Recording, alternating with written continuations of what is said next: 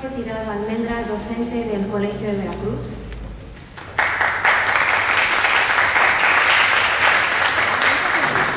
El maestro Bernardo Hernández Ávila, estudiante del colegio. La licenciada María Teresa Chaires Torres, del Centro de Estudios China Veracruz de la Universidad Veracruzana. El doctor Mauricio Lascurain Fernández, subdirectora académica de este colegio. Bienvenidos. Muy buenos días, muy buenos medios días. Es un gusto que estén aquí escuchando temas que son de actualidad. Si en el siglo XIX o XVIII se volteaba a ver hacia Inglaterra, posteriormente hacia los Estados Unidos, en el siglo XXI es obligado a voltear a ver a China. En este desplazamiento que estamos observando del eje económico del Atlántico al Pacífico, del occidente al oriente, se presentan futuros posibles escenarios que es necesario analizar más allá de los indicadores macroeconómicos. Es por ello que hoy han tenido los académicos el interés de presentar a ustedes un texto, y es raro presentar un texto cuyo autor no está presente, pero que tiene actualidad. Este libro de Giovanni Arrighi, Adam Smith en Pekín, en el que Arrighi trata de explicar por qué, desde su punto de vista, China es el laboratorio de la teoría económica de Adam Smith.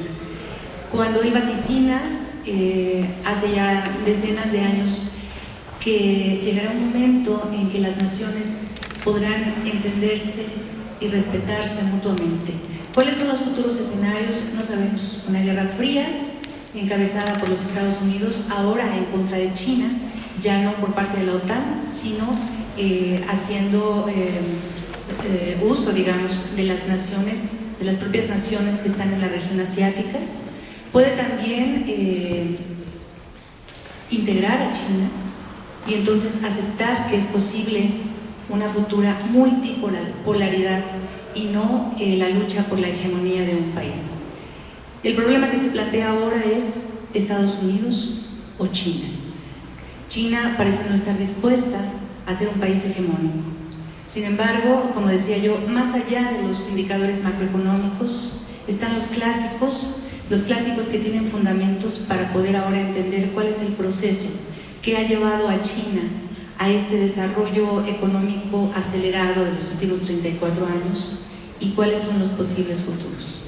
Entonces, para hablar un poco acerca de, en un inicio va a hablar el doctor Jorge Manuel Tirado Almendra, va a hacer una semblanza intelectual acerca de Giovanni Arrighi, el autor de este libro, y relacionándolo con otros autores que también analizan el sistema mundo, para ver por qué es importante el análisis de estos autores clásicos para la historia económica, la economía política, la teoría sobre las civilizaciones, la economía, la sociología, la politología, la teoría sobre las crisis, la geopolítica y la prospectiva en relación con el actual despegue de China.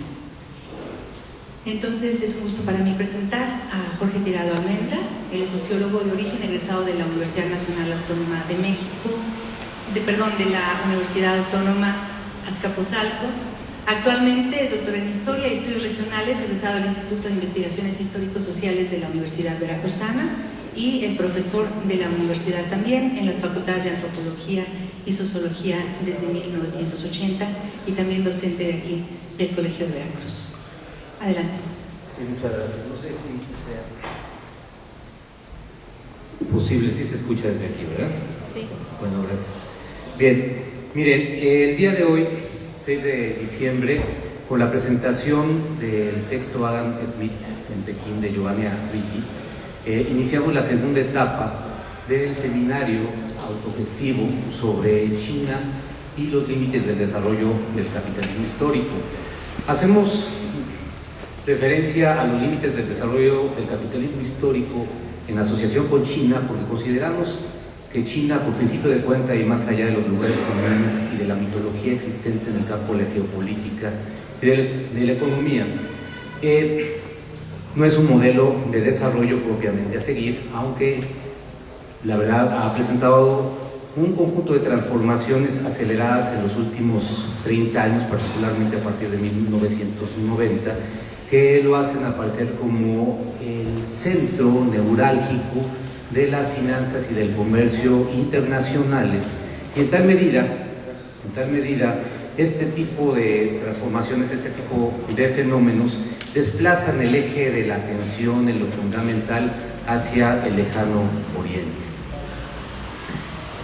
El texto de Arrighi Adam Smith en Pekín es sumamente importante para entender este tipo de desplazamientos geopolíticos, pero no es posible entenderlo si simultáneamente no entendemos y no hemos leído un texto que le antecede, que es el de largo siglo XX, Dinero y poder en los orígenes de nuestra época, del mismo autor.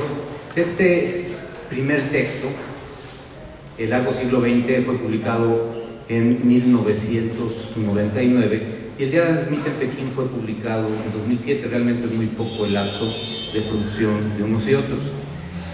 Giovanni Arrighi produce estos textos en el contexto de los esfuerzos realizados por el análisis de los sistemas históricos sociales, que es una corriente derivada tanto de las teorías de la dependencia como de otro tipo de consideraciones vinculadas a las teorías de la complejidad, al materialismo histórico, a las teorías del caos y básicamente a la obra de Fernand Braudel, en donde las estructuras y los cambios de largo plazo, de larga duración, son extremadamente importantes. Por eso en la primera lámina me he permitido colocar al conjunto de autores que fueron maestros o interlocutores importantes para Arrighi en la producción de estos textos, cuyas aportaciones al final intentaré describir. A la izquierda, en el ángulo inferior, pueden encontrar ustedes la imagen de Fernand Braudel. Después está Samir Amin, luego Immanuel Wallerstein, después tenemos a Perry Anderson y finalmente a un autor multicitado en el propio texto de Adam Smith en Pekín, que es André Gunther Frank. Bueno, todos ellos forman parte de una tribu, de una playa de estrellas intelectuales con un punto de vista bastante crítico, que no aceptaba las vías de desarrollo ni capitalistas ni socialistas y que hace aportaciones fundamentales para la transformación social, pero considerando los cambios masivos, decíamos, los cambios estructurales de muy largo plazo, para analizar las posibilidades del cambio a corto plazo y también en pequeña escala. Giovanni Arrighi es un autor, bueno, que nace, como aparece ahí, en Milán en 1937, muere en 1999, hace escasamente 3 años, vive hasta los 72 de edad. Y bueno, en este texto de Adam Smith en Pekín, si me hace favor pasar a la siguiente lámina, nosotros tenemos a un autor que comienza a sensibilizarse en la consideración de los fenómenos imperialistas a partir de sus experiencias en África. Él fue estudiante en la University College de Rhodesia, en Zimbabue, y también en la University College de Dar es Salaam, en Tanzania. Bueno, ahí es donde conoce a Wallerstein. Puse los cuadros para ubicar geográficamente estos sitios, regularmente no sabemos dónde se encuentran. La siguiente, por favor. ¿Sí? Y finalmente se desplaza a los Estados Unidos, en donde hacia 1969, junto con Immanuel Wallerstein y John Hopkins, fundan una cátedra orientada al estudio de la economía de las civilizaciones y de los cambios a largo plazo, que finalmente va a desembocar, particularmente a la muerte de Braudel, en la fundación del Fernand Braudel Center en la Sony Binghamton en Nueva York. Bien, la siguiente, por favor. Bien, Arrighi se asume como deudor no solo de los pensadores intelectuales anteriores, sino también de Adam Smith, de Max Weber, de Karl Polanyi, de Joseph Schumpeter y de Antonio Gramsci. Vamos a intentar ver, porque la siguiente, por favor. Porque todos estos autores logran ser la plataforma a partir de la cual él va a hacer una síntesis histórica importante, mediante la cual va a producir el concepto de ciclos sistémicos de acumulación. Con el concepto de ciclos sistémicos de acumulación de capital, él hace una aportación sustancial en el terreno de la historia económica, porque los ciclos sistémicos de acumulación de capital sirven para designarnos las fases o patrones, los patrones recurrentes de desarrollo que va experimentando el sistema capitalista en su evolución, considerando que la modernidad hubiera podido comenzar a partir de fines del siglo XV y finales del siglo XVI. Estas fases son unas fases A de expansión y crecimiento material y unas fases B de contracción, estancamiento, ¿no?, y crisis económica. Entonces el sistema a lo largo de 700 años se ha ido desarrollando de una manera contradictoria, con altibajos. En el terreno de la economía política también son importantes las consideraciones de Arrighi, porque permite romper con los límites, con los mitos liberales que tienden a separar el análisis del Estado del análisis de los mercados. La economía política desde sus orígenes fue diseñada para orientar a los legisladores en la toma de decisiones, sobre todo en el terreno económico. Y en este caso, Arrighi nos explica cómo no existen procesos de acumulación de capital sin la presencia del Estado. Estado y empresas son fundamentales. Y en este mismo sentido, podemos pensar que existe una aportación del autor a la historia de las civilizaciones.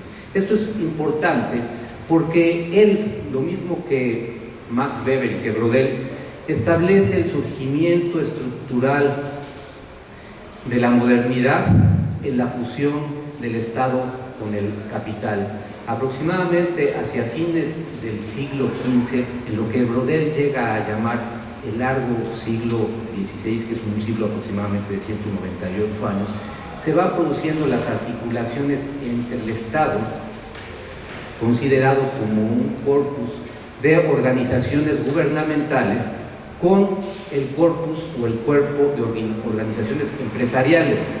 Las organizaciones gubernamentales estarían representadas por las aristocracias terratenientes, políticas y militares, en tanto que las aristocracias económicas estarían representadas por los comerciantes y financieros destacados de aquella época.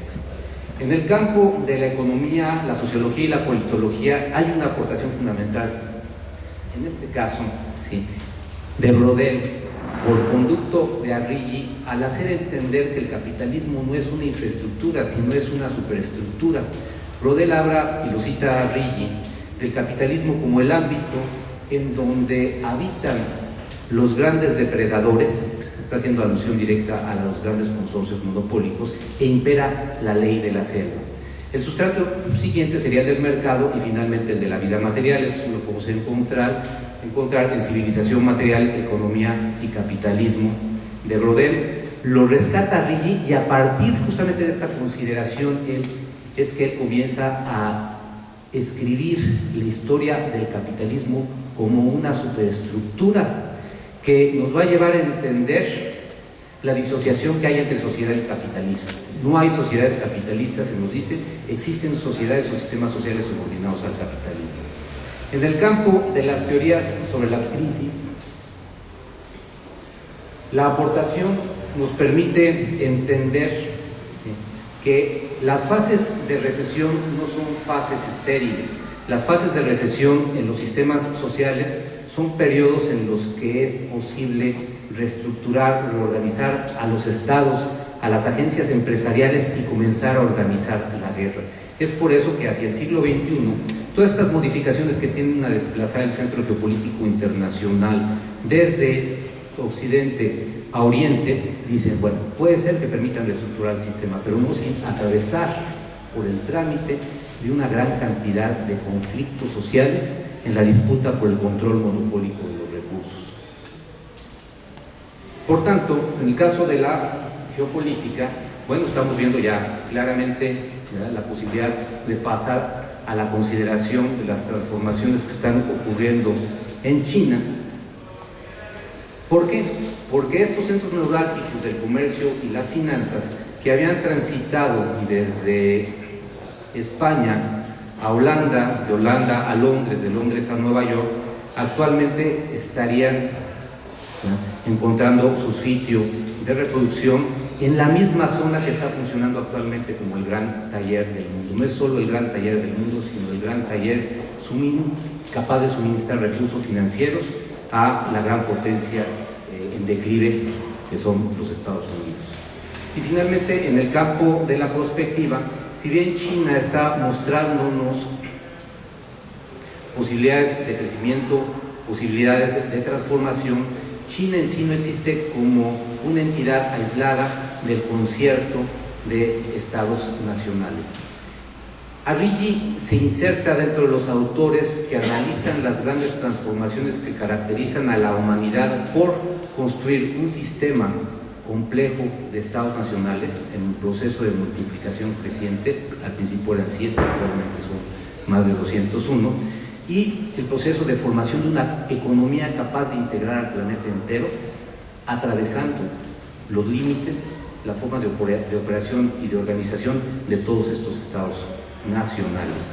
Entonces, lo que aparece, y con esto termino, aportando a Arrighi en el campo de la prospectiva, son un conjunto de reflexiones para detectar las limitaciones que el capitalismo histórico está teniendo en su reproducción.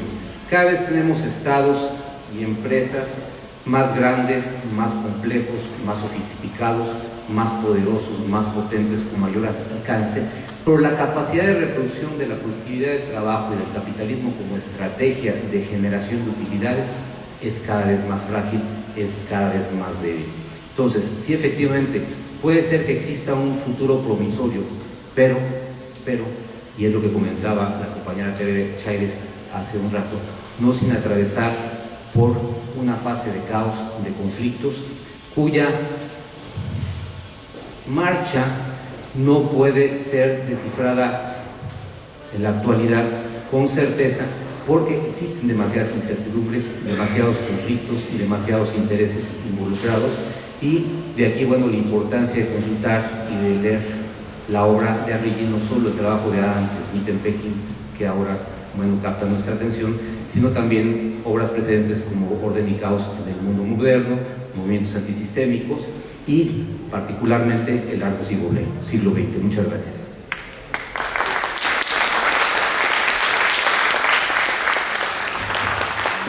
Continuamos ahora con el maestro Bernardo Hernández Ávila, quien actualmente estudia la licenciatura en Ciencia Política y Administración Pública aquí en el Colegio de Veracruz y tiene una larga trayectoria académica. Él es alguien que conoce mucho acerca de la situación de Asia y tiene, bueno, es una licenciatura en Relaciones Internacionales en el Tecnológico de Monterrey, Campus Monterrey. También es maestro en Relaciones Internacionales por la Macquarie University. Estudió el diplomado en Estudios Europeos en el ITAM, en el TEC de Monterrey, y el diplomado en Negocios Internacionales en UNITAR, en Naciones Unidas, y actualmente también el diplomado en Negocios entre China y México en el Centro de Estudios China-Veracruz de la Universidad Veracruzana. Así que él está empapado del tema. Él podrá quizá dilucidar por qué Adam Smith llama la vía retrógrada a la vía del capitalismo y el camino natural a la vía de China, en un momento en que esta diferenciación comienza a verse un poco más clara para saber cuál será el futuro escenario económico mundial. Bueno, muchas gracias. Muchas gracias por la oportunidad y gracias otra vez al doctor por la presentación. Y bueno, ¿qué más podemos decir del libro? Realmente es un autor que realmente nos aporta muchísimo, como ya lo expuso el doctor Tirado. Así que yo me voy a enfocar un poco más hacia la última parte del libro, la cuarta parte en especial. En primer lugar, porque es mi área de enfoque disciplinario, es relaciones internacionales. Y en segundo lugar, porque fue la parte en la que me enfoqué durante el seminario, en la primera parte del seminario autogestivo. Pero es importante esta parte porque es el desenlace precisamente del libro y nos habla sobre el futuro abierto, ¿no? De que estamos hablando, el futuro incierto, el futuro lleno de esta fase de conflictos que probablemente podamos ver en esta fase de reajuste, ¿no? La cuarta parte lleva por título Orígenes y Fundamentos de la Nueva Era Asiática. Entonces, durante las primeras 3 partes del libro, lo que hace el autor es desarrollar cómo es que Asia pasa nuevamente al primer plano en la escena mundial. Básicamente ellos nos hablan, también basándose en las teorías de Adam Smith, de cómo es que Asia estaba llevando un proceso de desarrollo interno, o lo que él llama natural, caracterizado principalmente por un desarrollo que se finca en el desarrollo agrícola, cuyos excedentes posteriormente se invierten en el desarrollo de la industria para poder así incursionar en lo que es el comercio exterior, ¿no? Mientras que, por otro lado, tenemos en Europa, a partir de la revolución industrial, ellos empiezan a acumular el capital, empiezan a acumular estos excedentes, pero se utiliza con el giro colonial, se empieza la expansión extraeuropea, se consolidan las colonias y entonces Europa finca su desarrollo principalmente en el comercio exterior, que es lo que Adam Smith llama la vía antinatural, ¿no? La vía forzosa, la vía violenta, la forma violenta del desarrollo. Entonces, pero el autor entonces regresa a cómo era el desarrollo del sistema interestatal asiático previa a la dominación colonial europea precisamente en esta zona geográfica, ¿no? Y él caracteriza el sistema interestatal de Asia Oriental como un sistema definido por la ausencia de competencia intra y extrasistémica. ¿Por qué intrasistémica?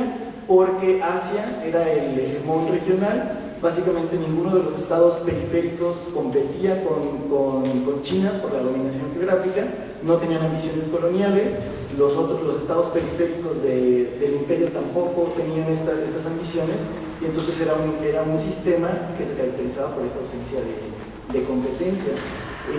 Y además de ello nos narra cómo es que China, precisamente como en esta política de aislamiento, tratan de prohibir, ¿no?, las exploraciones más allá de la región asiática, precisamente porque, bueno, en realidad yo creo que de esto podría hablar un poco más el doctor Solano, el maestro Solano que también nos va a acompañar.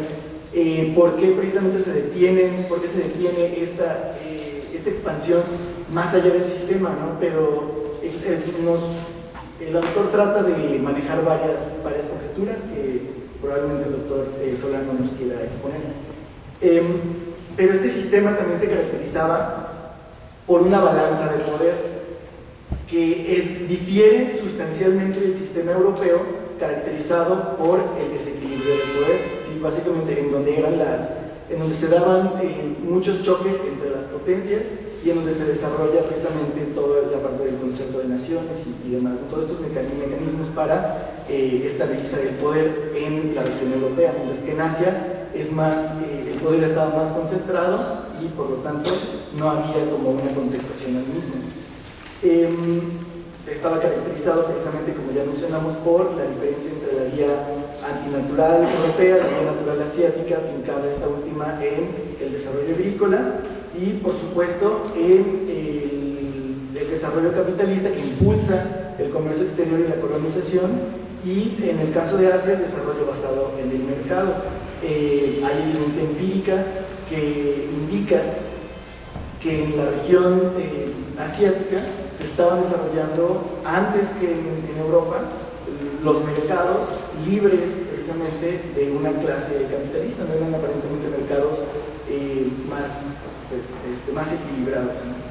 Entonces el autor caracteriza el tránsito de esta era asiática pre-europea hacia una era europea caracterizada por el colonialismo, y estamos viendo de nuevo una transición hacia una era nuevamente asiática. ¿Sí? Entonces vemos esta serie de ondas, es como una especie de ondulación por la que estamos atravesando de un sistema que era introvertido, basado en el mercado, a una fase europea extrovertida, agresiva, capitalista, basada en el colonialismo y en el comercio exterior, en el mercantilismo principalmente, y actualmente él caracteriza el sistema como un sistema híbrido, cuyas únicas características que nosotros podemos vislumbrar hasta ahora son la integración a través de los procesos de globalización, pero también la diferenciación a través de la polarización en zonas como de libre comercio, como podemos ver el Telecan, la Unión Europea, por supuesto, ASEAN. Ahora estamos negociando el acuerdo transpacífico, ¿no? Entonces estamos viendo como esta famosa tríada, ¿no?, de regiones de comercio exterior, que evidentemente tienen sus procesos políticos y demás que vienen atado a ello, ¿no? Yo creo que este es uno de los principales aportes del libro, dentro de las primeras 3 partes, pero esto nos lleva precisamente a la cuarta y última parte, en donde trata de decir, bueno, si estamos en una fase de integración, en una fase de diferenciación, ¿qué es lo que viene, ¿no? ¿Qué tendencias podemos vislumbrar? Entonces él empieza la cuarta parte hablando sobre el caso del desconcierto ante el ascenso chino precisamente en Estados Unidos. ¿Por qué Estados Unidos? Pues nos guste o no, Estados Unidos sigue siendo militarmente el país más fuerte en el globo. Cualquier contestación, cualquier amenaza o cualquier amenaza percibida o real ante sus intereses o zonas de seguridad que son globales realmente. Si uno ve los mapas de cómo se configuran los comandos militares del ejército de Estados Unidos, pues básicamente cubren todo el mundo, ¿no? El comando central cubre todo el hemisferio americano, el comando del Pacífico cubre hasta Rusia y demás. Entonces el mundo está cubierto, por estructuras militares de Estados Unidos, lo cual indica precisamente que hay intereses que cubrir y que defender ahí, ¿no? Entonces en Estados Unidos está caracterizado por un desconcierto ante el ascenso chino. En el mejor de los casos se percibe nada más como más asertiva, ¿no? Como una especie de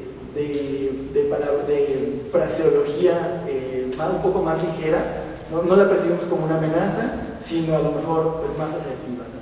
Pero dentro de ¿cómo es que percibimos a China más asertiva? Pues dentro de 4 áreas o 4 zonas que se consideran claves para la seguridad del mismo régimen en Pekín, ¿no? En Pekín. Tenemos la primera zona de seguridad china, que es el territorio que China reclama como propio y que pretende defender, que por supuesto incluye las zonas fronterizas con India, incluyendo por supuesto Nepal, ¿no? El Tíbet, por ejemplo, y tenemos a Taiwán, por supuesto, ¿no? Y en un segundo lugar tenemos a los 14 vecinos de China, con los cuales me parece que con 6 ha tenido conflictos militares, ¿no? Con la India, en Corea del Sur, por ejemplo, tiene problemas con Corea del Norte, por supuesto. Entonces, después tenemos a todas las regiones concéntricas alrededor de los 14 vecinos chinos, y después pues el resto del mundo, ¿no? Es importante, y el autor remarca que China solamente tiene presencia en el resto del mundo, más allá, o sea, ya en lo que es un sistema extra asiático, ¿no? O sea, fuera de Asia, que si recordamos, como comenta el autor, la falta de competencia extrasistémica caracterizaba al sistema asiático. Entonces ahora estamos viendo en este sistema, en esta nueva fase, ¿no?, de preponderancia o de nueva importancia asiática, estamos viendo que China realmente está saliendo de sus límites históricos, ¿no?, dentro de sus límites sistémicos históricos. Y esto es precisamente en donde empieza la incertidumbre, en el momento en que los intereses chinos se juntan con los intereses de Estados Unidos. Para mí, ya nada más para finalizar, creo que el libro también utiliza una metodología ecléctica, por así decirlo.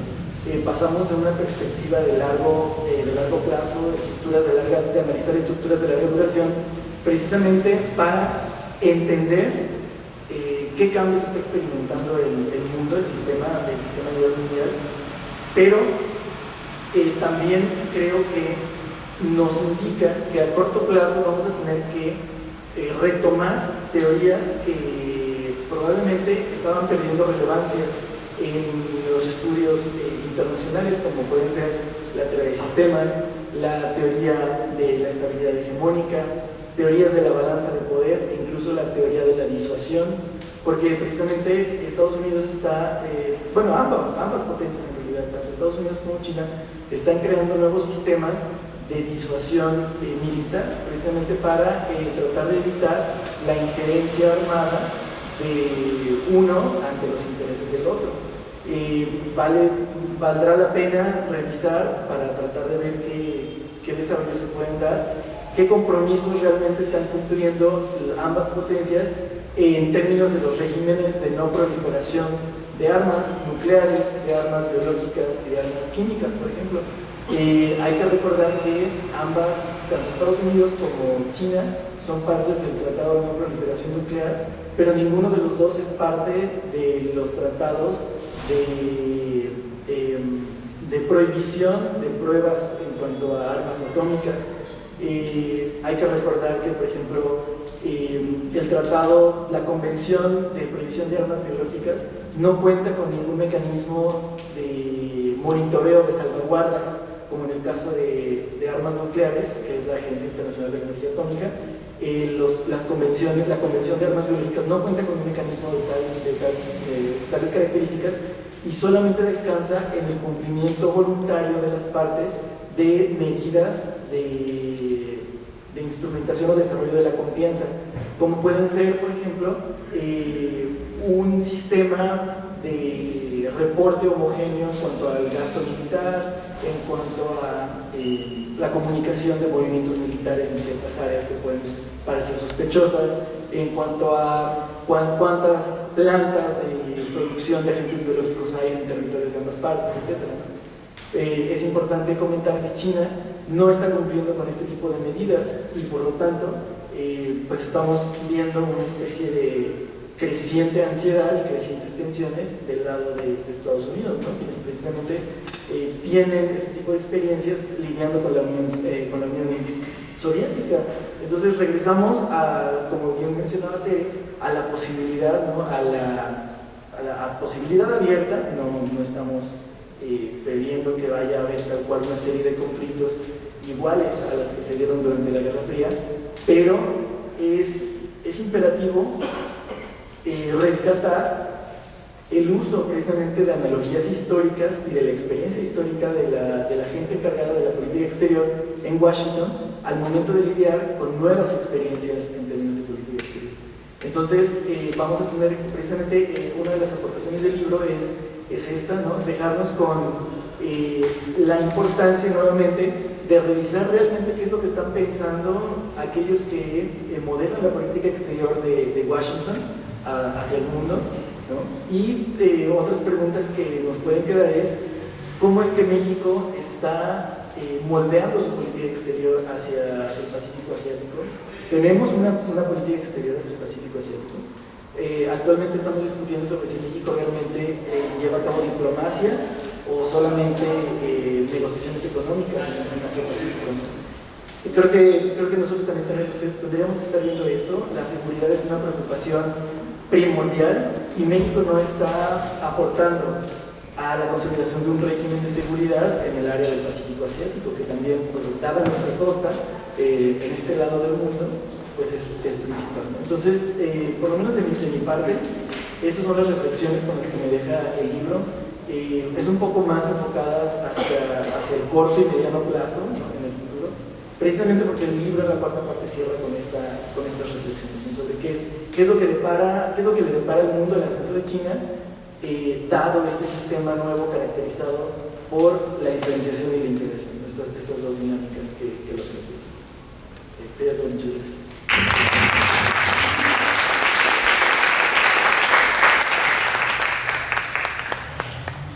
¿Qué importancia tiene en este momento que los estudiantes se acerquen a un texto como Adam Smith en Pekín, escrito por Giovanni Arrighi? En un momento en el que, sin ir más lejos, en nuestro propio país hemos sido víctimas de la manipulación mediática, en un momento en que los Estados Unidos han proclamado en todos los foros posibles que China es una amenaza, que está amenazando el orden global a través de su ascenso pacífico, un ascenso pacífico bastante cuestionado. Ha sido acusada de pretender tener a América Latina como su patio trasero, cuando América Latina pues ha sido realmente el patio trasero de los Estados Unidos durante mucho tiempo. Es importante en este momento porque a través de los instrumentos ideológicos de los Estados Unidos, que sienten en este momento perdida su hegemonía en el mundo, nos hemos enterado de China a través de Hollywood o a través de medios de comunicación que nos hablan constantemente de la amenaza que representa China. Sin embargo, Estados Unidos hace mucho tiempo que tiene presencia en Asia Central, que tiene presencia en Asia Oriental. Y precisamente sobre la importancia de este tema, de la geopolítica y su relación con China, es que nos va a hablar en este momento el maestro Jorge Solano, quien pues es un profesor de la Facultad de Sociología de la Universidad Veracruzana, cursó el doctorado en Historia y Estudios Regionales en el Instituto de Investigaciones Histórico-Sociales de la Universidad Veracruzana, y él va a cerrar esta serie de charlas acerca del libro Adam Smith en Pekín, de Giovanni Arrighi, con el tema Geopolítica de China.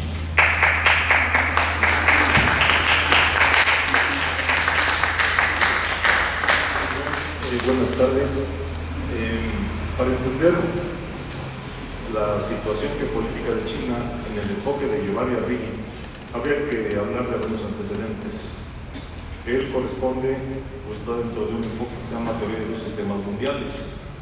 Y enlazándolo con lo que decía Bernardo hace un momento, habría que hacer una reflexión, recordar qué ha sido China en el mundo antes.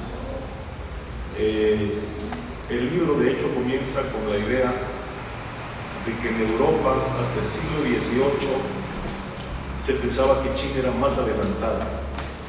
Si bien el capitalismo se había desarrollado desde el XVI, muchos intelectuales europeos se dividían en dos bandos, los pro-chinos y los anti-chinos. Voltaire era uno de aquellos que decía que el nivel civilizatorio de China era superior al europeo. Si hablamos en términos de sistemas mundo, habría que decir que China, antes de la creación del sistema mundo capitalista, el mundo era multipolar. Saliendo del neolítico, o cuando ya se constituyen clases sociales, Estado, agricultura, con la revolución neolítica, a partir de la agricultura sedentaria, hay varios focos de desarrollo civilizatorio en el mundo humano, originales, ¿no? Uno de ellos es China, el otro la India, Mesopotamia, Egipto, los Andes y Mesoamérica, que algunos de ellos sin contacto, sobre todo los que están en el continente americano. Es decir, ahí se pasa de la barbarie o incluso del salvajismo, como diría alguna clasificación, a la civilización. Europa en este sentido era periferia. Entonces, China como centro civilizatorio lo fue pues desde los orígenes, ¿no? Desde que el ser humano dejó de ser cazador y recolector, andar en hordas, bandas, etc. Cuando se crean ciudades, cuando a partir de la agricultura sedentaria hay una revolución demográfica, estas civilizaciones tienen como base, en el caso asiático, el arroz, en el caso del norte de África y Medio Oriente, el trigo, y en el caso americano, el maíz. Son civilizaciones de arroz, maíz y trigo.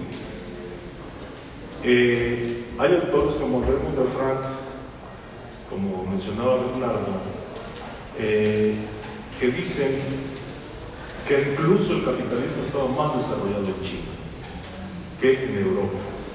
Es a lo que en el libro, y bueno, en la literatura de historia económica mundial se llama la gran divergencia. Y el gran tema para resolver es ¿por qué ganó Europa? ¿Por qué, a pesar de que creo que en el Valle del Yangtze había un desarrollo capitalista importante, Europa rebasó a China? Hay muchos argumentos, uno de ellos, como ya se mencionó, era mientras que en Europa había fragmentación, es decir, estaba el feudalismo con su fragmentación, con su falta de centralización política. China era un imperio muy centralizado. Y si bien, por ejemplo, 60, 70 años de Colón, hay quien trata de demostrar que hubo una vuelta al mundo china, una expedición de 2 años, incluso fundación de colonias. Al regresar la expedición con un cambio de dinastía que apoyaba más no tanto a los comerciantes, sino a la burocracia de los mandarines, se ordenó al comandante de esta expedición que venía de regreso primero se pensaba que unos 100 barcos juncos de unos 100 metros de largo por 30 de ancho, que llevaban todo tipo de científicos, etcétera, etcétera. Se ordenó quemar toda la información, destruir los barcos. Se le premió al comandante con el gobierno de una provincia, y China desistió de ser exploradora marítima varias décadas antes de Colón, España, etcétera, ¿no? Los europeos en general. Entonces, a pesar de esto, parece ser que lo dice André Günther Frank en Reorient, un artículo que se convirtió después en libro, con una serie de estudios de historiadores económicas en China, Needham para el caso del estudio de la tecnología, en particular matemáticas, que el desarrollo civil, había consenso, pues, y también se ha regresado a esto, que había un desarrollo civilizatorio muy importante, incluso, repito, capitalismo. Entonces, Europa pudo, para algunas interpretaciones, está muy discutido, Arrighi la revisa en el texto, Europa pudo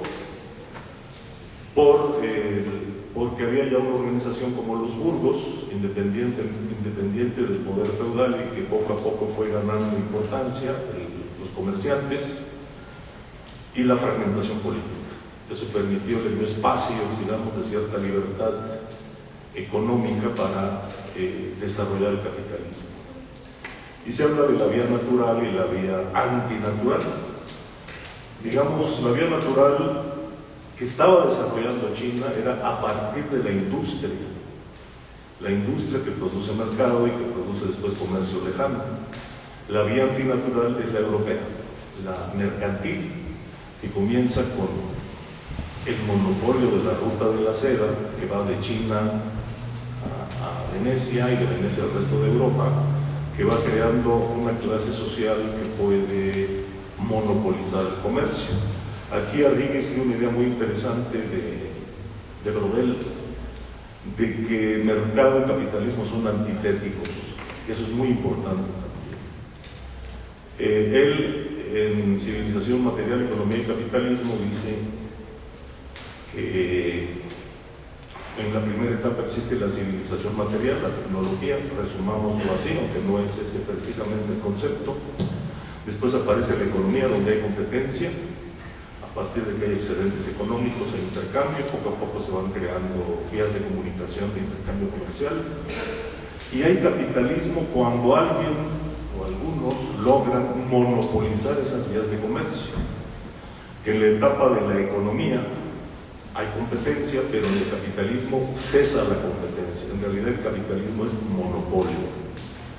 Idea teórica muy interesante que ahora están recogiendo algunos, y que hasta algunas experiencias del llamado socialismo real intentaron, como en Yugoslavia, de combinar socialismo con mercado. Eso quiere decir que el mercado no es sinónimo de capitalismo.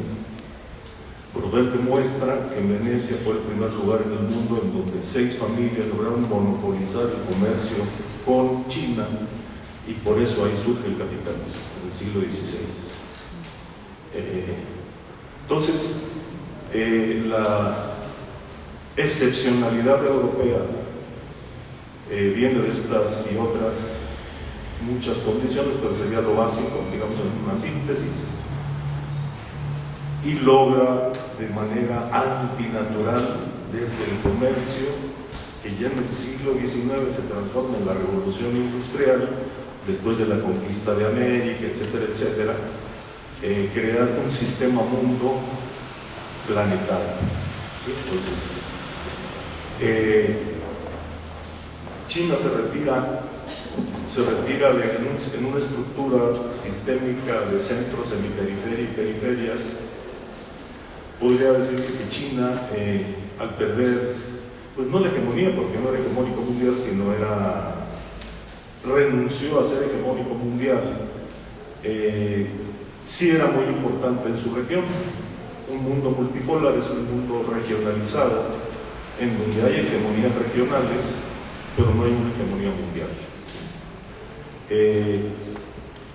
Asciende Europa, con la revolución industrial se consolida el capitalismo, y bueno, después de la Segunda Guerra Mundial, después de pasar por algunos centros hegemónicos, Venecia, Génova, los Países Bajos, Gran Bretaña y los Estados Unidos, pues hay un sistema para algunos consolidado, para algunos también ya en agotamiento. En el propio seminario es lo que próximamente vamos a discutir, el tema de si está agotado o no el sistema capitalista, si ya muestra signos de decadencia profunda o incluso de fin sistémico, como algunos, como Samir Amin, sostienen. Y tiene que ver mucho con China. En la teoría de los sistemas mundiales hay ciclos económicos de Kondratiev que tienen fases A, fases B, donde en la fase A hay hegemonía de una potencia, en las fases B hay lucha por la hegemonía y guerras para definir si el hegemón repite, como fue el caso de Gran Bretaña, que tuvo 2 ciclos hegemónicos, o hay un sucesor. Guerras de 30 años, guerras mundiales, en donde cambia el centro hegemónico. Si siguiéramos esta predicción, y en el sentido de si el capitalismo no está lo suficientemente agotado desde el punto de vista sistémico estructural, un posible esquema de futuro es ese, que sigue el ascenso y la consolidación de la economía china, que se militarice como lo está haciendo y que en algún momento choque con los Estados Unidos. O sea que veríamos en el futuro, según han sido los ciclos desde el 16, una creciente competencia, pero también choque de tipo ya militar entre China y Estados Unidos para dirimir el nuevo hegemón. Ese es un escenario de futuro que haría esa predicción en la teoría de los sistemas mundiales y Wallerstein, pero hay otros posibles, que es los que yo quisiera explorar con ustedes. China, si bien está creciendo, tiene grandes problemas. Hay un crecimiento acelerado con política, es un país capitalista o de transición de un socialismo de Estado o colectivismo burocrático o capitalismo de Estado a un capitalismo privado, de manera acelerada con políticas neoliberales en donde se utiliza gran parte del poder político para mantener bajos salarios, controlar la fuerza de trabajo, tener tasas altísimas de ganancia, y lo que explica pues un crecimiento del 10% anual. ¿Sí?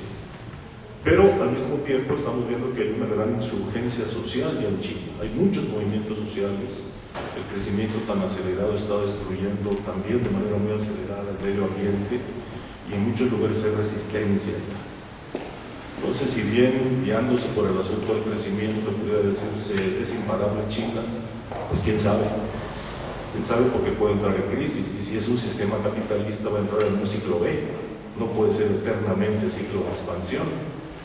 En la teoría de los ciclos de Kondratiev, los ciclos son con más o menos de 100 años y cada fase son de 50.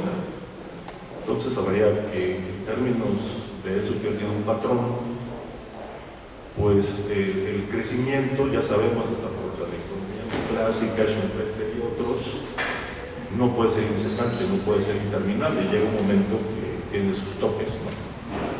Hay varios retos en China que lo está tratando de resolver una muy corrupta élite política, que es otro problema que tiene efectos económicos, todo lo que se pierde en corrupción, lo que no se puede destinar al crecimiento, incluso al desarrollo. Y es donde también tenemos que tener en cuenta que en estos indicadores económicos de los que somos muy fetichistas, como los del crecimiento, muchas veces se olvidan del desarrollo, la calidad de vida, etcétera, etcétera, que en China no es muy buena. También por eso hay insurgencia, hay movilización social. Entonces, yo creo que ese 10% no puede ser eterno. Va a entrar en un ciclo B la propia economía china. Ya hay grandes problemas y puede ser que después de este fogonazo de estos años, quizás China llegue a la semiperiferia, pero no le alcance para ser centro. Sí, que no le alcanza hasta para disputar la hegemonía.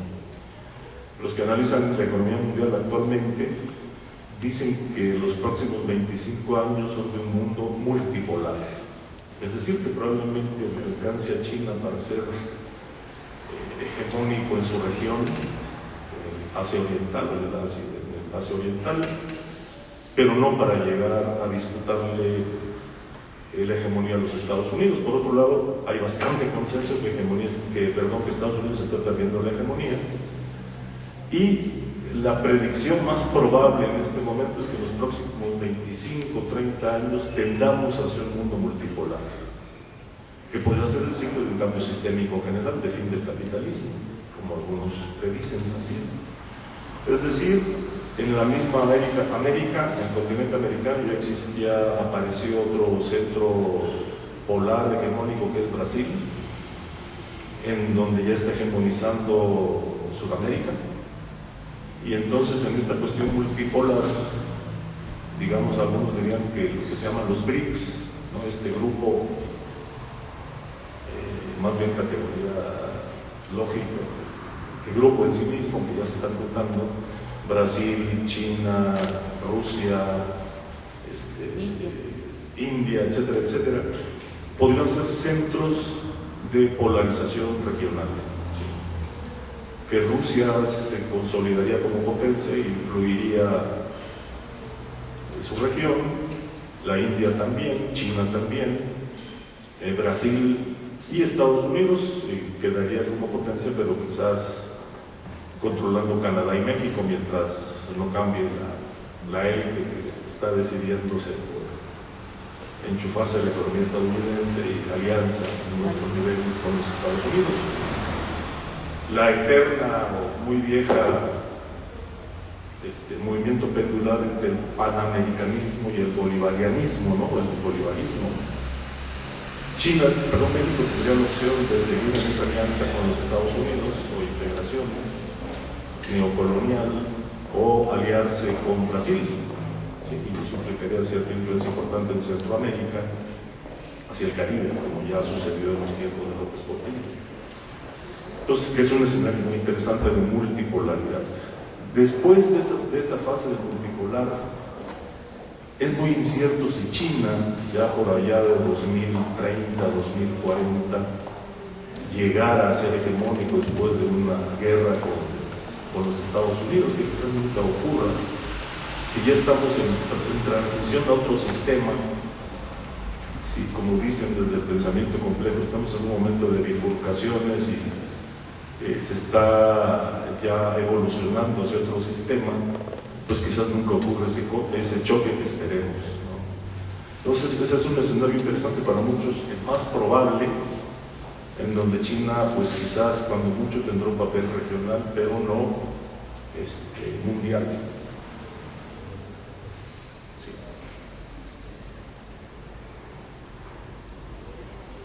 Entonces, hemos manejado más algunos de los escenarios. esperaría ir a la fase de preguntas para abundar en alguno de estos temas u otros que puedan estar en la agenda. Gracias.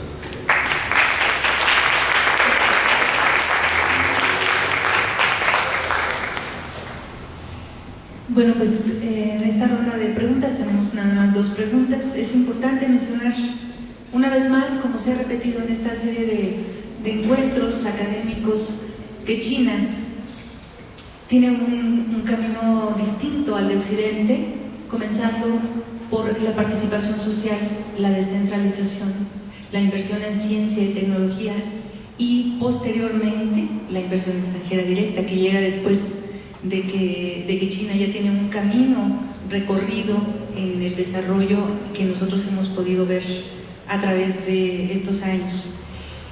En ese sentido, quizá está la pregunta de Zulema Velázquez. Ella dice que B. Shang, autor del libro China, Preguntas y Respuestas, ¿es correcto? Que menciona que China comienza a emerger económicamente gracias al agrosocialismo. Ella pregunta a los ponentes si opinan que deberíamos en México copiar el agrosocialismo de China.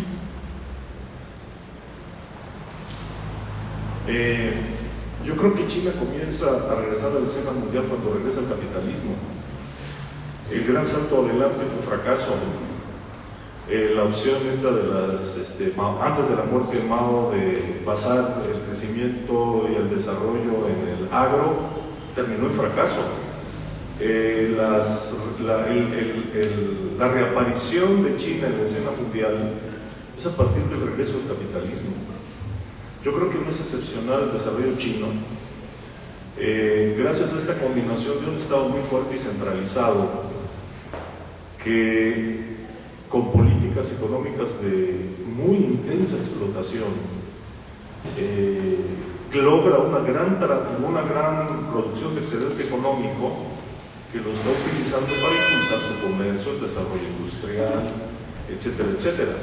Es gracias a que, por ejemplo, los sindicatos están prohibidos, gracias a mantener tan bajos los salarios para la inversión extranjera, que incluso en el año 2000, no sé si recuerden, cuando con el PLC se decía, igual, ¿no?, en estas políticas neoliberales, que la salvación de México iba a ser las maquiladoras, etcétera, etcétera, pero cuando viene la crisis de las economías.com, pues todo se fue a China. Todas las maquiladoras incluso las desarmaron y se las llevaron a China por una razón: el precio del trabajo era más barato. El grado de opresión de la clase obrera china no tiene parangón, solo con México, que ahora está regresando porque el salario otra vez está más barato en México que en China. Esa es la razón.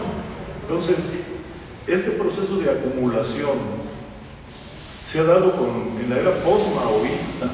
Miren, yo digo aquí algunos datos de un economista muy importante, porque suena bastante el argumento de que China es excepcional. Astarita, Rolando Astarita, un economista muy importante, en un artículo que les recomiendo que se llama China Capitalista, tiene un apartado que se llama Una estructura capitalista, y dice: naturalmente, dada la magnitud de los cambios operados, todavía existen en China muchas formas de propiedad que están a medio camino entre la propiedad estatal, que no significa que sea socialismo, y la propiedad capitalista plena. Siguiendo a The Economist, el día de hoy se pueden distinguir algunos tipos básicos de empresas. Por empezar, están los sectores considerados claves como banca, energía y teléfonos, en los que el Estado ha retenido la propiedad de las empresas, aunque en algunos casos ha vendido parte de sus paquetes accionarios a inversores privados. Hace una larga lista que no la voy a repetir por tiempo, pero sigue diciendo: asimismo está el grupo de empresas que son alimentadas por las inversiones de gobiernos locales, a veces también por capitales que pertenecen a los municipios y a veces por fondos privados. En este sentido existen una amplia variedad de grados de incidencia e involucramiento estatal, y los límites no siempre están bien definidos. Muchas de estas empresas están dedicadas a la construcción pública. Ejemplos: Shanghai Environment Group, Nahai Development de protección ambiental, Digital China, y otro de tecnología de chips. A pesar de estas formas intermedias, lo central es que domina la relación de explotación capitalista. Incluso las empresas estatales se someten cada vez más a la lógica del mercado y la ganancia, aunque hay matices importantes en sectores, y rigen las leyes de la competencia capitalista. Significativamente, y hasta ahorita subraya, más de las 2/3 partes de los trabajadores son asalariados en el sector privado. En 2004, el empleo en el sector privado representaba las 2/3 partes del empleo urbano total, aunque solo 1/3 del empleo formal.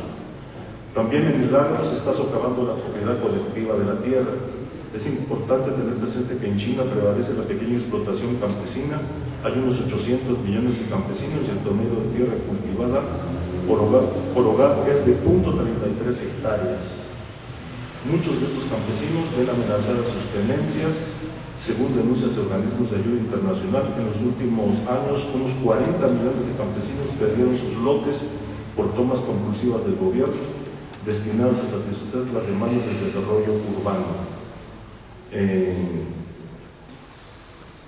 En muchos casos los burócratas se aprovechan de estos vacíos para apropiarse de terrenos pagando poco y desarrollar proyectos urbanos de alto valor inmobiliario.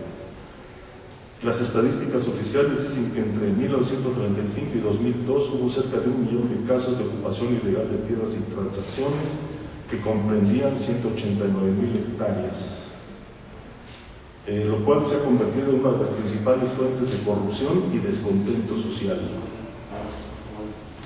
El Estado ha introducido constantemente cambios institucionales, incluidas repetidas enmiendas a la Constitución, para acomodarse a los intereses del capital privado. La naturaleza capitalista de China también se pone en evidencia en relación con el capital internacional. Al finalizar el primer trimestre de 2010, China tenía inversiones directas en el exterior de 317,000 millones de dólares e inversiones en cartera por 263,000.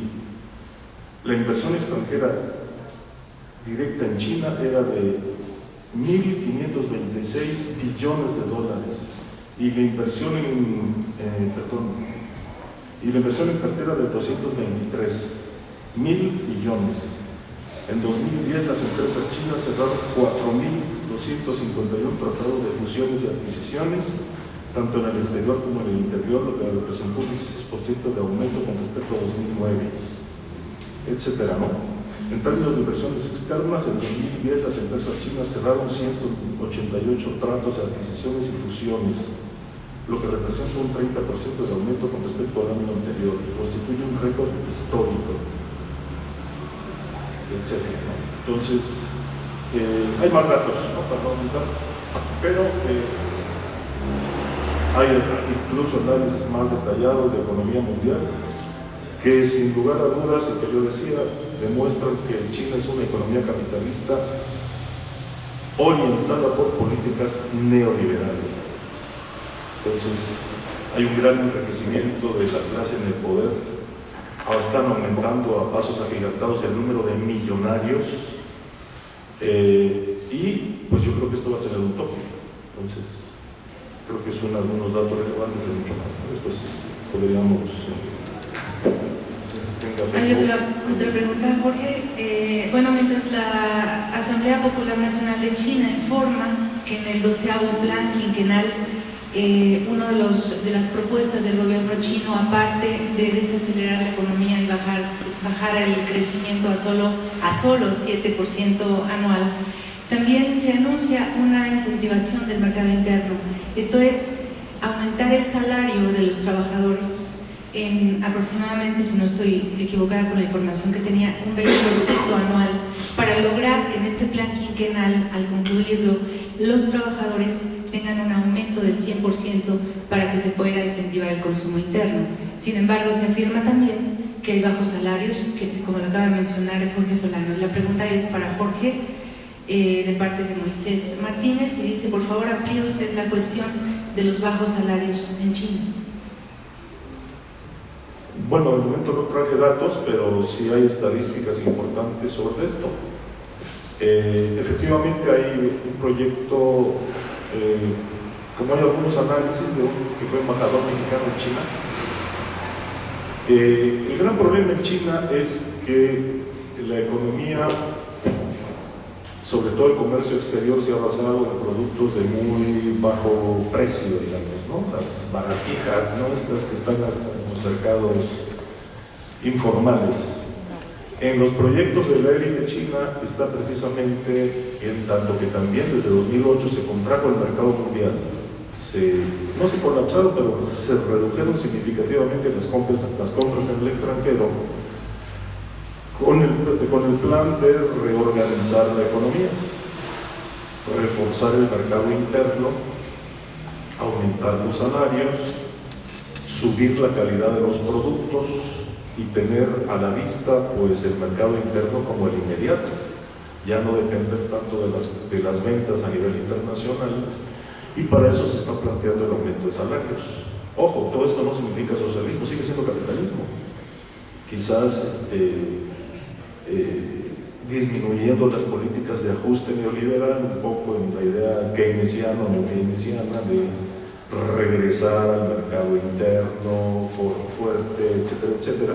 No significa reforzar el socialismo, sino sigue siendo capitalismo, con una reorientación en la cual aumentaría la calidad de las mercancías, de los productos, se aumentarían los salarios para reforzar este mercado interno. No se hace, es proyecto.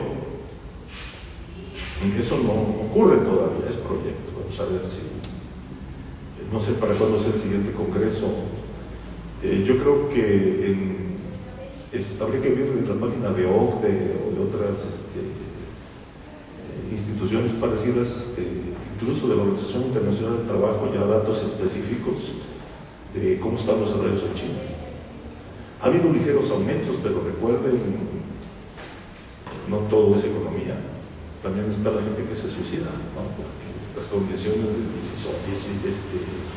15, 16 horas de trabajo, el autoritarismo, el control político, etcétera, etcétera. Entonces, sí, solamente mencionar el caso de todos los campesinos, ¿no? Que básicamente están atados al campo, y si llegan a dejar su lugar de origen, pierden precisamente todos sus derechos sociales. Entonces se convierten en una especie de desplazados internos que llegan a acumularse en las zonas urbanas, presionando los salarios todavía a la baja, aún más a la baja, ¿no? Y que no tienen ningún tipo de derechos sociales, ¿no? Incluso, y bueno, se vuelve todavía una especie de repositorio, ¿no? De mano de obra barata, incluso en detrimento de aquellos que tienen un trabajo formal, ¿no? Entonces eso es una gran proporción de personas que caen en esa categoría. Comento casi de desplazados internos. También habría que considerar ese tipo de números y estadísticas. Bueno, pues para cerrar esta presentación tenemos una última pregunta para Jorge Tirado, y quizá a la luz de lo que Giovanni Arrighi dice con base en la teoría smithiana y la de los demás clásicos y contemporáneos que él cita en su libro. La pregunta, Jorge, ¿es capitalismo lo que hace China o es algo totalmente nuevo? Mira, desde que intentamos hacer algunas reflexiones críticas en el seminario autogestivo sobre China, yo me permitía sostener la existencia del capitalismo en base a una definición muy interesante de Brodel, inspirado en Marx. No menciono esos autores simplemente como argumento de autoridad, lo cito porque me parece que hay consistencia en el concepto. Decía: lo esencial del capitalismo histórico, o sea, del capitalismo históricamente existente, son dos cualidades, son dos atributos: su flexibilidad y su eclecticismo. Citaba inclusive el caso de Rosa Luxemburgo, cuando estaba en controversia con importantes dirigentes de la socialdemocracia europea en torno a la cuestión colonial, cuando ella decía: al capital no le interesa el desarrollo, ni siquiera el desarrollo de la productividad. Al capital no le interesa mucho menos el bienestar social. Al capital lo que le interesa es la acumulación. Y con tal de acumular, es capaz de destruir. Por eso a Arrighi le resulta tan atractivo un autor como Joseph Schumpeter, era ministro de Finanzas en Austria. Y por eso no les resulta de particular interés un autor como Keynes o Keynes, que era ministro de Finanzas de Winston Churchill en Gran Bretaña. Entonces, ¿qué sucede al respecto? El capital puede adoptar cualquier figura, puede adoptar cualquier estrategia, puede adoptar cualquier alianza con tal de avanzar en el terreno de la acumulación. No establece compromisos, fíjense bien, con tecnologías, ni con regiones, ni con clases, ni con partidos políticos, ni con ideologías, ni con credos religiosos. Para él, el objetivo supremo es la rentabilidad, que significa dentro de la dinámica capitalista acumular la mayor cantidad de riqueza y poder en el menor tiempo posible, al menor costo posible. Y esa es la lógica que ha imperado como factor rector, factor central del desarrollo de la acumulación de poder y la riqueza dentro de la modernidad. Es grave, vinculando esto con el caso de la agricultura mexicana y de la agricultura en cualquier país. Yo quiero pensar, ¿dónde se diseña la política agraria de un país? Me permito sostener, en los consejos de administración de las corporaciones transnacionales vinculadas con la alimentación. Véanlo aquí, por ejemplo, la Coca-Cola ya compró todos los manantiales de la zona de Coatepec y es la dueña prácticamente de las aguas nacionales. ¿Por qué no hablar de las aguas continentales y de las aguas mundiales? Quiero pensar en la Nestlé, quiero pensar, por ejemplo, en los criminales de Monsanto. Son auténticamente criminales, son la punta de lanza en la producción de alimentos transgénicos. Chedraui ya está vendiendo alimentos transgénicos. Fíjense bien en la etiqueta de los productos que diga arroz producido en México, porque el arroz que no lograron vender este año los norteamericanos, las corporaciones norteamericanas, a Europa y Asia, justamente por ser transgénicos, los franceses les demostraron que eran aceleradamente cancerígenos, ¿sí? O sea, potentemente destructivos, lo están enviando a México porque es el mercado cautivo. Entonces, ¿dónde se decide la política agrícola? ¿Dónde se decide la política alimentaria de un país? Ahí en las corporaciones transnacionales. Entonces, el capitalismo, y citaba también en aquella ocasión una película muy ilustrativa respecto a la Terminator 2, no sé si la vieron ustedes, pero este individuo, ¿verdad?, puede adoptar la figura que se requiera, puede ser una motocicleta, puede ser un automóvil, puede ser una ama de casa, puede ser un policía, puede adoptar la figura que sea necesaria para alcanzar su cometido, y eso es justamente lo que define al capital, su flexibilidad. Puede transitar del campo de la producción al campo de la comercialización o al campo de las finanzas, justamente lo que está generando la actual recesión. Ya llevamos 48 años de recesión, vamos a calcular de 1968 al 2012, es justamente ese traslado de los grandes excedentes de capital que fueron generados en la exitosa época dorada del Fordismo que iniciaron comandado por los Estados Unidos. Llegó un momento en que ya no fue rentable invertir en la producción y en el comercio, se desplazaron hacia la especulación financiera y hacia el año 2000 era 40 veces el Producto Bruto Mundial el circulante en el terreno de la especulación. Imagínense cuántos problemas en términos técnicos y monetarios no se podrían resolver si tan solo, de acuerdo con el impuesto Tobin, debe ser del 1%, se aplicase al capital para enfrentar problemas de agua, problemas de educación, problemas de vivienda, problemas de salud, etcétera, etcétera, etcétera.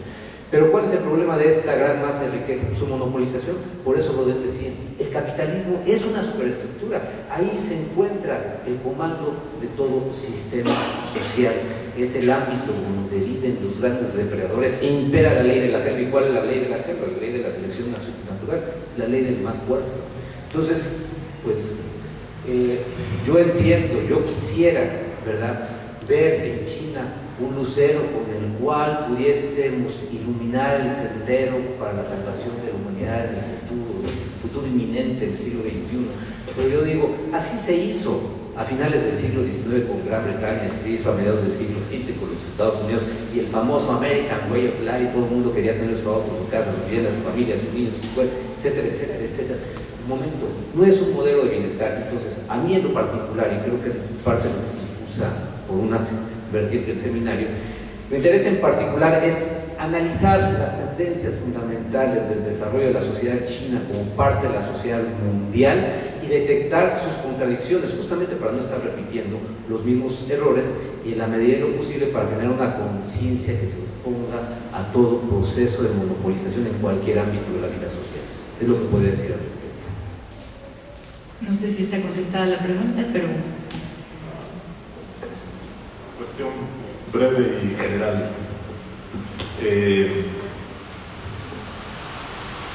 Para la teoría de los sistemas mundiales, las fases B son de crisis. Y esto también lo menciona bastante con precisión Arrighi en el libro. Las fases A son de expansión, de la acumulación de la economía, y el fin último siempre es mantener la expansión del capital. Y las fases B son de crisis, son, dice Brodel, los otoños del capitalismo.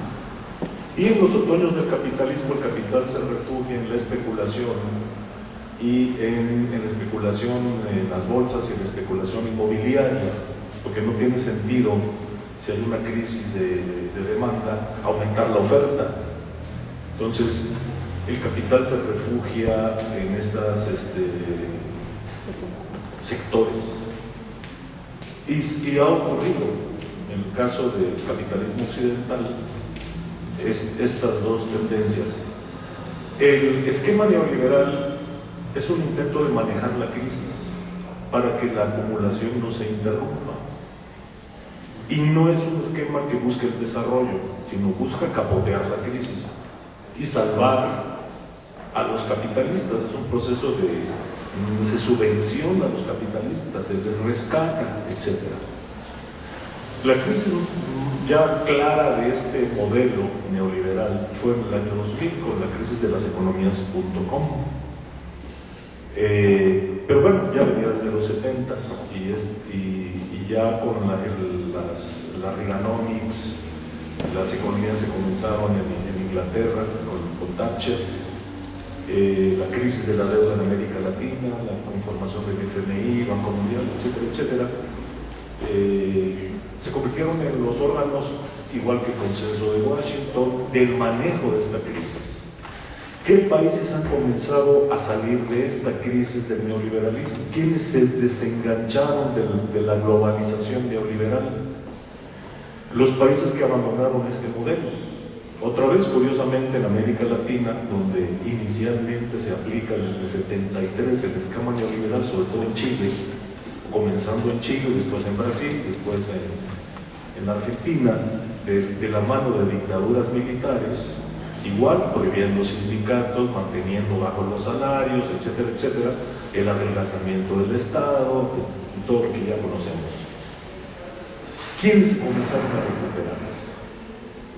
Dice gentes como Castells, aquellos que dejaron de aplicar políticas neoliberales. Es falsa la idea, lo dicen otros economistas, que Chile es un caso de éxito del modelo neoliberal. Chile, en el momento de su democratización y después de su primera crisis económica, asesorado por los Chicago Boys, los corrieron. Los BRICS están creciendo, dice esta postura, porque están combinando, yo lo digo de esta manera, un 70% de políticas keynesianas, es decir, donde el Estado recupera la conducción económica capitalista, y un 30% de economía abierta. Los casos de Finlandia, Irlanda, Brasil, China, los BRICS y India, etcétera, etcétera, el mismo caso chileno, se dan porque han protegido su economía, en algunos casos por 10 años, o algunos han invertido en investigación y desarrollo por algunos años para tener productos competitivos. Y después de estar protegida la economía a los 10 años, la abren a la competencia mundial en sectores liberalizados desde el punto de vista financiero, etcétera, etcétera. A esto se le ha llamado un proyecto que es un modelo neo-keynesiano de 70-30, 80-20, difieren los autores en esto también. Es decir, países que han reconstituido su mercado interno, protegen su economía, preparan 1 o 2 productos para ser muy competitivos en el ámbito de la globalización y después abren la economía. Todos estos que les he dicho han actuado más o menos así, incluso China. Digamos que el éxito chino estaría junto con todos estos países que han podido salir de la crisis, también incluyendo Venezuela, que han regresado a políticas keynesianas. Parcialmente han hecho una combinación del modelo keynesiano con el neoliberal en esa proporción. En términos generales, yo diría la economía china, con mucho éxito, está dentro de ese modelo exitoso, donde regrese el Estado a la construcción económica, pero participando también con sectores neoliberalizados. Pero es capitalismo y ha funcionado. Ya se está agotando también, porque al final recuerden que un modelo keynesiano tiene 2 defectos, la inflación y el endeudamiento del Estado, porque el Estado al promover la economía se endeuda y se pone a fabricar moneda y sube los precios. Entonces, en una concepción teórica general, digamos, China junto con los BRICS estaría en este modelo que se está discutiendo y que algunos están recomendando. De hecho, la propuesta de economía, con toda su falta de claridad, López Obradorista era esta, lo que necesita. Gracias, Jorge. Bueno, pues agradecemos a ustedes que hayan dedicado este tiempo para escuchar a los ponentes. Gracias a Jorge Tirado, a Jorge Solano, a Bernardo Hernández. Gracias a las Corín también por haberme acompañado aquí con nosotros. Y creo que con esto finalizamos la presentación del libro de Adam Smith en Pekín, de Giovanni Arrighi. Adelante. Además, Tere, también quisiéramos, a nombre del director general, quisiéramos agradecer al doctor Aníbal Sotele y al Centro de Estudios Veracruz, China, por haber traído este seminario y la presentación del libro aquí al Colegio de Veracruz. Y por supuesto queríamos otorgarles un reconocimiento por haber participado en esta charla tan amena que tuvimos. Muchas gracias. Entonces, a nombre del director general, le hacemos este reconocimiento al doctor Jorge Tirado Almendra por su participación.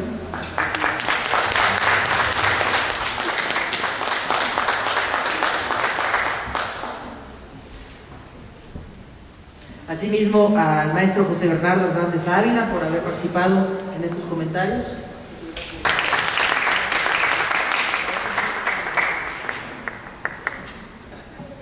Al maestro Jorge Luis Solano Buscanga.